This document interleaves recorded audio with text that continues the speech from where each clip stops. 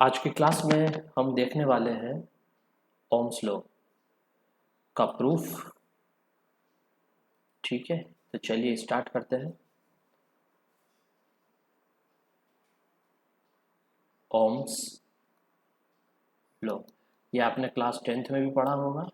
इसको हम थोड़ा सा यहाँ पे बोर्ड पॉइंट ऑफ व्यू से देख लेते हैं। तो इसका स्टेटमेंट लिख लेते हैं हम पहले। इसका स्टेटमेंट है to keep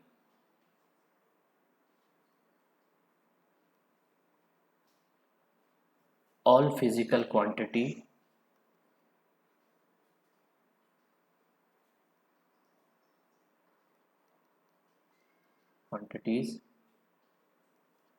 constant।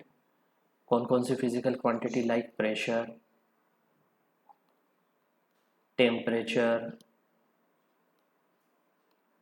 Mechanical strain,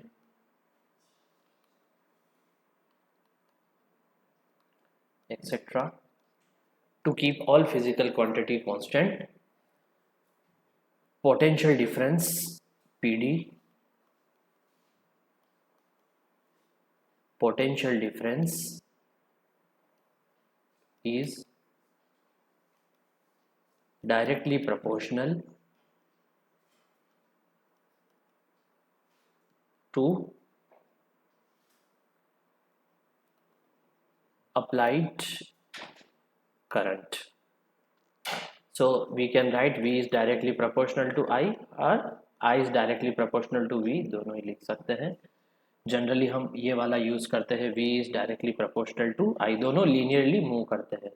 तो when we remove the sign of proportionality, a constant comes R equal to V upon I। तो ये जो कांस्टेंट आया R, इसी को हम लोग बोलते हैं ओमिक रेजिस्टेंस। इसको हम लोग क्या बोलते हैं? Ohmic resistance. ठीक है, इस R को बोलते हैं ओमिक रेजिस्टेंस या रेजिस्टेंस, और इसका यूनिट हम लोग जो जनरली लिखते हैं वो होता है ओम्स। वैसे ओमेगा होता है, बट इन शॉर्ट हम उसको बोलते हैं ओम। ये इसका सिंबल होता है।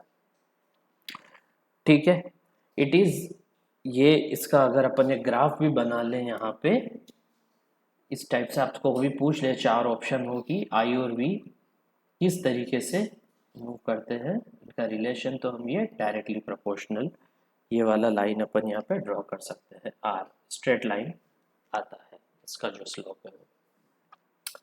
ठीक है, ये भी बात हमको समझ में आ गई। इसके बाद हम इस यहाँ पे लिख लेंगे, एक नोट लिख लेंगे। इट इज नोट लिख लेंगे, it is only valid, only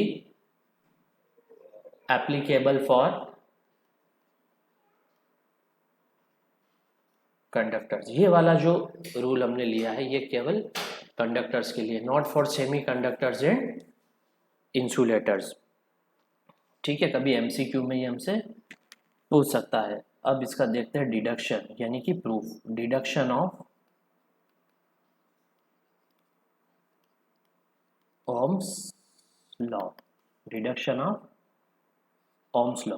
Ohm's law को वैसे आपने जो क्लास 10th में किया था वो तो डायरेक्टली था, अभी इसको रिड्यूस कर लेते। तो हमारे पास क्या है? Drift velocity v d equal to, आपने पिछली वाली मेरी स्लाइड देखी होगी, उसमें मैंने प्रूव किया था q e by m into tau, और क्यू की जगह ई ले सकते हैं हम लोग क्योंकि यहाँ इलेक्ट्रॉन की बात हो रही है। Tau relaxation time, e electric field, m mass of electron and e charge on electron. Okay, but we know that E equal to v by l, इसी को पोटेंशियल ग्रेडियंट भी बोलते हैं, electric field voltage per unit length. तो हमारा जो next step बनेगा वो होगा E v by l m into tau. ये हमने यहाँ पे एक स्टेप और लिख लिया है। ऑल्सो वी नो दैट, हमें ये भी पता है I equal to n e a v d, relation between drift velocity and electric current. तो अभी क्या यहाँ से हम जो ड्रिफ्ट वेलोसिटी का जो वैल्यू हमने निकाला है ई वी, ये वोल्टेज है ना, याद रखना, वेलोसिटी नहीं, E V tau upon M L equal to I. ठीक है, यहाँ तक आ गए, बहुत ही केयरफुली हम लोग सारी वैल्यूज रख दी है। अभी देखिए ये ई से ई को जो मल्टीप्लाई करेंगे तो ये हो गया एनी स्क्वायर ए, है ना, ये square v tau upon M l, कुछ छूट तो नहीं रहा यहाँ पे, नहीं। अब देखिए नेक्स्ट स्टेप में हम इस v को इसका डिवाइड में ले जाते हैं, ये हो गया ए नी square A tau upon M L, ठीक है। अब जब है ना इसको है ना पलटी मार देते हैं, रेसिप्रोकल v बाय आर, और यही तो r होता है रेजिस्टेंस v अपॉन आई, तो ये इधर भी रेसिप्रोकल हो जाएगा, M L upon A knee square A tau. तो मेरे पास रेजिस्टेंस का एक वैल्यू आ गया है, यहाँ पे क्या आ गया है रेजिस्टेंस का, R equal to M L upon N E square A tau.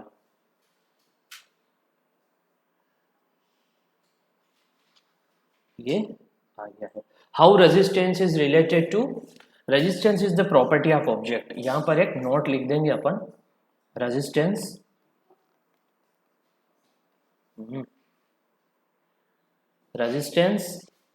Is the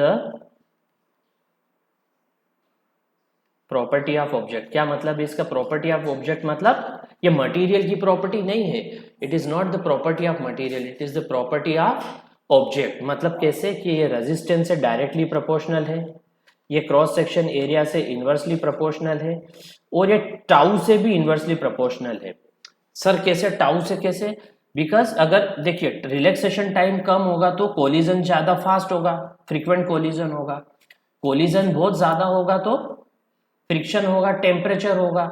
तो अगर relaxation time is less, that's means resistance is directly proportional to temperature T degree centigrade.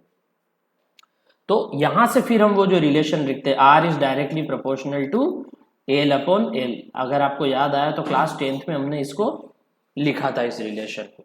तो बहरहाल ये एन हो गया मास, एम है mass of electron, l length of conductor, n number density of electrons, e charge on an electron, a area of cross section of conductor, ये ऐसा conductor, इसको mind में रखेंगे हम लोग ऐसा, ठीक है। Cross sectional area of conductor, L इसका लेंथ हो गया, ए यहाँ पे क्रॉस सेक्शन एरिया हो गया, टाउ रिलैक्सेशन टाइम, और ये रेजिस्टेंस। तो अगर आप एग्जाम में आए तो इसको यहाँ तक प्रूव कर सकते हैं। हम छोटे ही वीडियो बनाएंगे, फिर नेक्स्ट क्लास में इसको आगे रेजिस्टेंस को कंटिन्यू करेंगे।